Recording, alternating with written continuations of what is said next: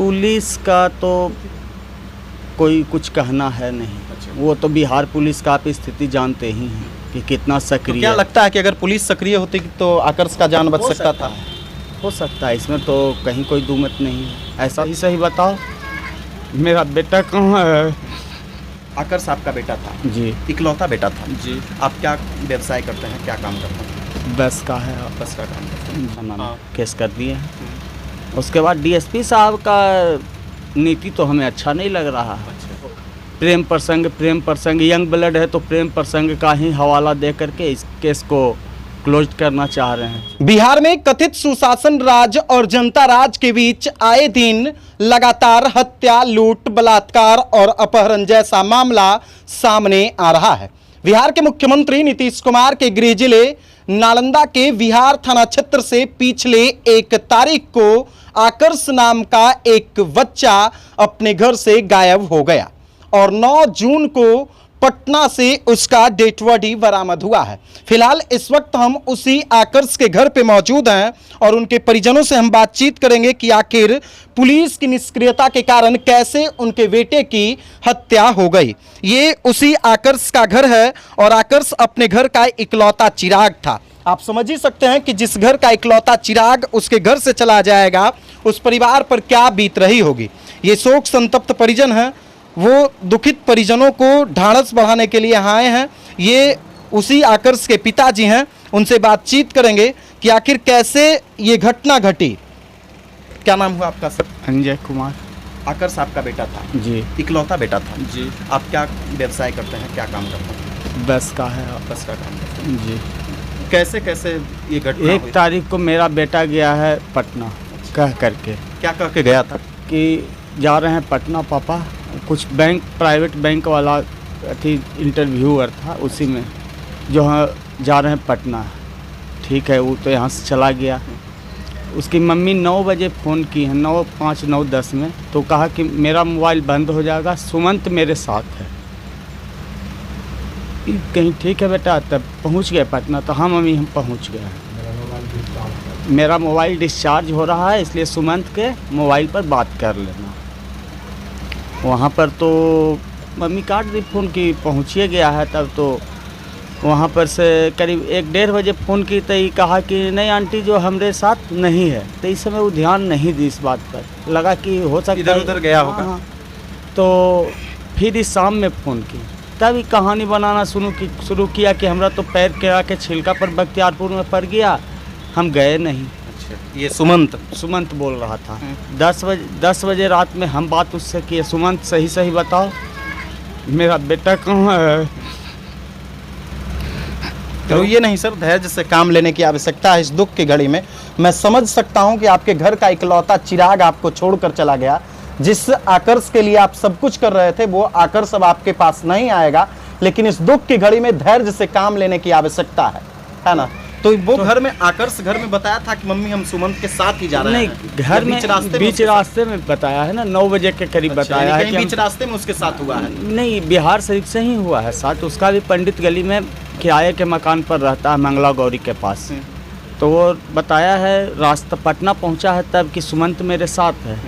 तो मम्मी कही ठीक है। तो उस समय का बात हो गया। रात में हम उससे बात किए कि सुमंत सही बताओ मेरा बेटा कहाँ है? तो कहता है कि जो हम तो बख्तियारपुर से ही हमरा पैर पड़ गया केला के छिलका पर, आकर चला गया और हमको चार्जर लाने गया कि तुमको चार्जर लाने के लिए। वो कहता हम पटना चले गए हैं, तुम कहते हो चार्जर लाने के लिए। तो कहा हाँ अंकल। जो फिर उसके बाद हम गए पटना में, गांधी मैदान के पास खोजे और हनुमान मंदिर के पास खोजे, नहीं मिला हमको। तो उसको हम कुछ गाली गलौज किए कि देखो भाई तो गलत चीज़ है, तुम्हारा नाम लिया है और तुम कहते हो कि हमारे साथ नहीं है। वो ये क्रिया वो क्रिया कर करके फ़ोन को काट दिया।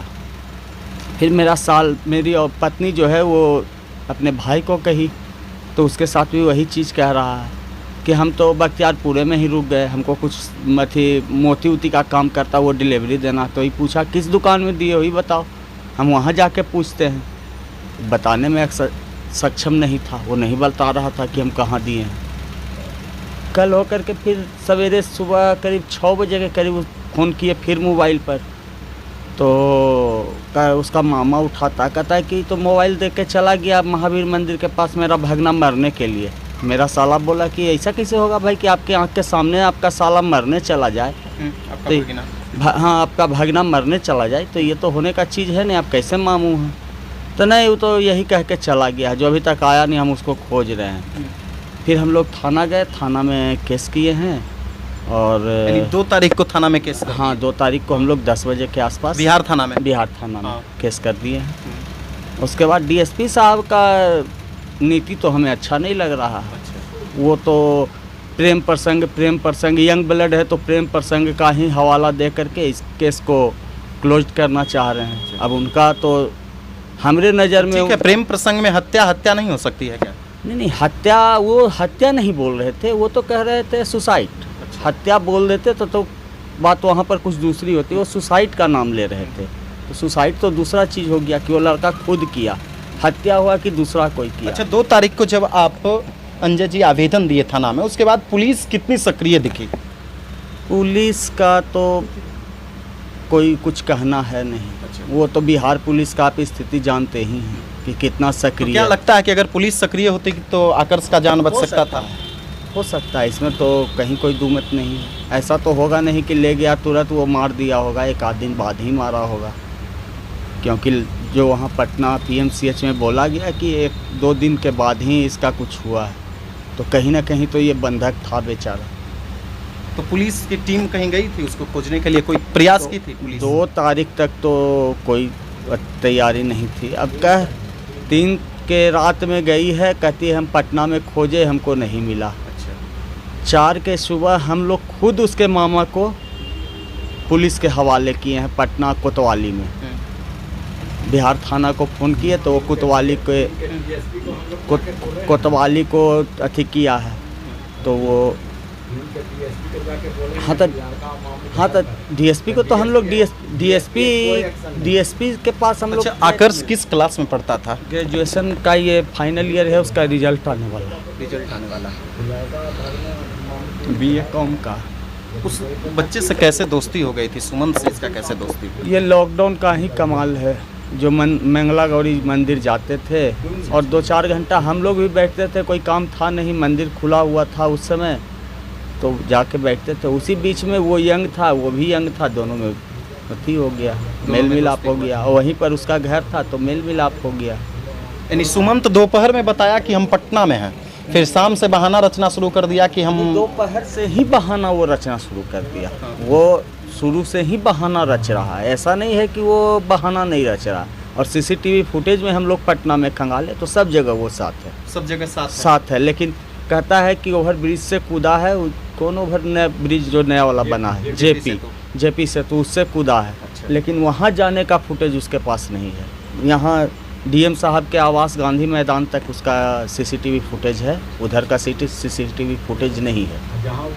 और जहाँ पर जाता है, जहाँ पर हम लोग भी गए, वहाँ पर नाविक रहता है, पब्लिक है, स्नान करने वाले भी पब्लिक हैं। कूदते हुए किसी ने नहीं देखा और कहा भैया अगर यहाँ पर उस तरह की घटना होगी तो हम लोग के नज़र में ज़रूर रहता। और तुरंत लोग हल्ला कर देते वहाँ। नहीं, कहता है कि हम बचाते हैं भैया, किसी का भी बेटा हो बेटी हो, हम उसके जान को बचाना मेरा फर्ज है जब हम यहाँ पर हैं। तो काफ़ी चर्चा हो जाता ना। हाँ, चर्चा हो जाता। वहाँ पर हम लोग पूछे तो कोई उस तरह का कोई चर्चा नहीं था। अच्छा, ये जो पुलिस वाले प्रेम कहानी बता रहे हैं, लव स्टोरी बताना चाह रहे हैं, तो क्या कभी वैसा आकर्ष का? देखिए सर, अब पुलिस वाले के मन में क्या चल रहा है ये हम क्या बताएं। वो सुमंत को इस तरह रखे हुए हैं जिस तरह उनके यहाँ कोई गेस्ट आया हुआ है, खाना खिलाए दिन भर रखे, खाना खिलाए दिन भर रखे, पूछताछ के नाम पर जीरो। कड़ाई से पूछताछ नहीं? कड़ाई क्या होता है उनको पता नहीं है। हम तो यही जानते हैं कड़ाई का अर्थ उनको पता नहीं है, या तो मेरे केस का वो सोच रहे हैं कि निष्पादन हो जाए अपना, यही कारण है। तो क्या लगता है कि किस कारण से आकर्ष की हत्या की गई होगी? क्या लालच हुआ होगा सुमंत के मन में?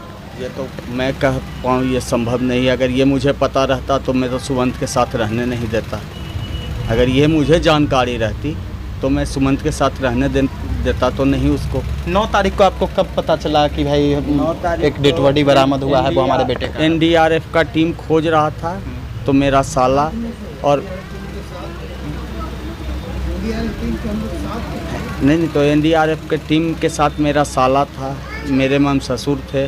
जब ये सुमंत बताया कि वो पुल से कूदा है, उसके बाद खोज हो रही थी, एनडीआरएफ की टीम खोज कर रही थी। हम लोग एनडीआरएफ की टीम नहीं, एनडीआरएफ की टीम 9 तारीख को ही खोजने निकली थी। हम लोग पर्सनली खोज रहे थे वहाँ। पहले से आप लोग हम लोग खोज रहे थे। जैसे जब बोला है तो दोस्त था, तो हम लोग को इस तरह का विश्वास तो था नहीं, हो सकता है भाई कुछ कहीं ना कहीं बात हो, तो हम लोग अपने ढंग से उसको वहाँ पर सब चीज़ जा कर के मॉनिटरिंग कर रहे थे कि कहीं भी कुछ मिल जाए, लेकिन मिला नहीं।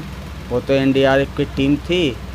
एक अनिल सिंह है हिसुआ विधायक, वही हम लोग के सपोर्ट में थे, पूर्व विधायक हैं, तो वो हम लोग के सपोर्ट में थे। वही एनडीआरएफ की टीम को अथी करवाए तो जा कर के कल मिला, और उसका हाथ बंधा हुआ है। हाथ बंधा हुआ है? हाँ जी, हाथ। तब फिर हाथ बांध करके लोग कैसे कूदेंगे? कैसे कूदेगा? पेट फटा हुआ है, गला कटा हुआ है, तो कोई आदमी अपने तो पेट फाड़ नहीं सकता, गला काट नहीं सकता और नदी में कूद नहीं सकता।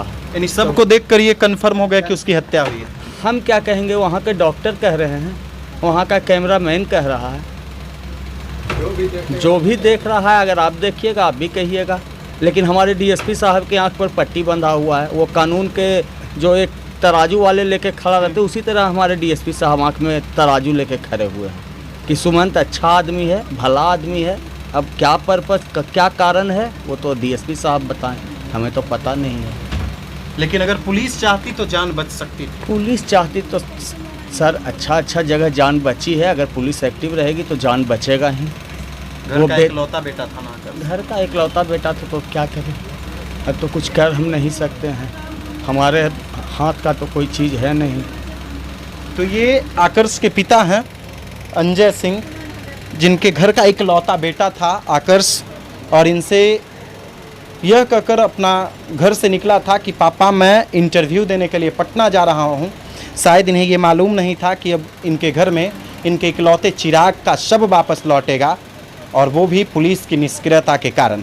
अब देखना यह है कि आखिर नालंदा पुलिस कब तक इस मामले का उद्भेदन करती है। आखिर मामला जो कुछ भी हो, लेकिन इस मामले को पुलिस किस तरह ले जाती है और किस प्रकार से इसका उद्भेदन करती है, वो देखने वाली चीज़ है। भले ही बिहार के मुख्यमंत्री नीतीश कुमार लगातार अपराधी और आपराधिक छवि के लोगों पर कार्रवाई करने की बात करते हैं, ठोस कार्रवाई की बात करते हैं, लेकिन मुख्यमंत्री साहब के गृह जिले नालंदा में भी ऐसा मामला आना कहीं न कहीं पुलिस की निष्क्रियता पर बड़ा सवाल खड़ा करता है।